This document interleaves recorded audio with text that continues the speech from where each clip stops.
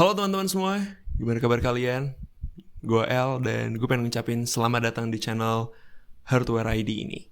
Channel yang akan membahas mengenai seputar teknologi, gadget, smartphone, ya seputaran itulah. Dan ini kan jadi episode pertama gue, dan karena ini episode pertama gue pengen ngasih tahu video. Gue pengen ngobrol soal HP sih. Ini adalah HP yang usianya sudah kurang lebih 2023, berarti hampir 7 tahun. Dan ini adalah, kelihatan kan kamera di, mungkin teman-teman tahu. Iya.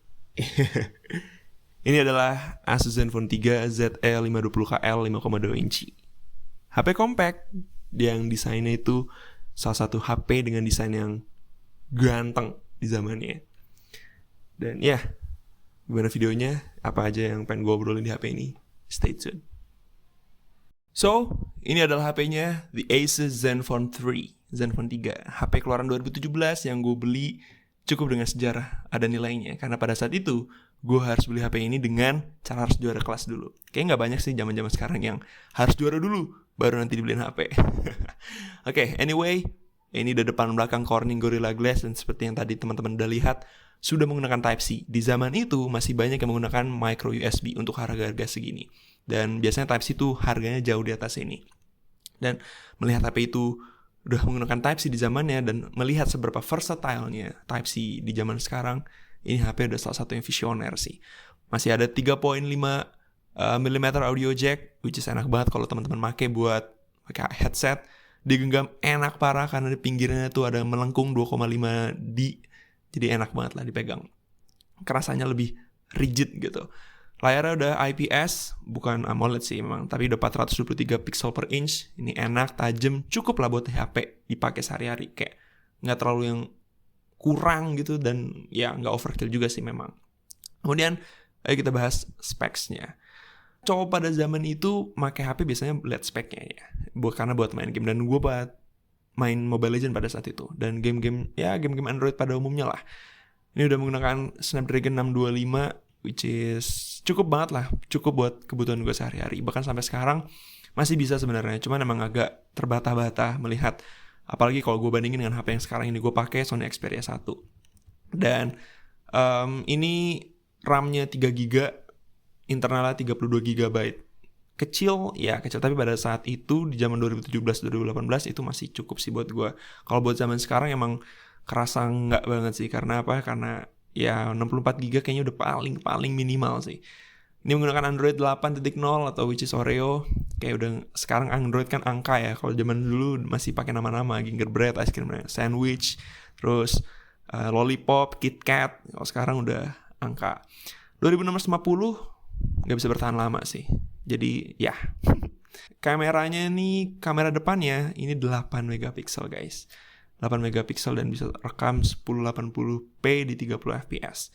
Cukup sih. Ya sekarang sih kalau dibanding kamera sekarang sih udah kalah jauh sih ya. Ya tahun 2017 apa yang bisa kita ekspektasikan dengan kamera-kamera zaman sekarang.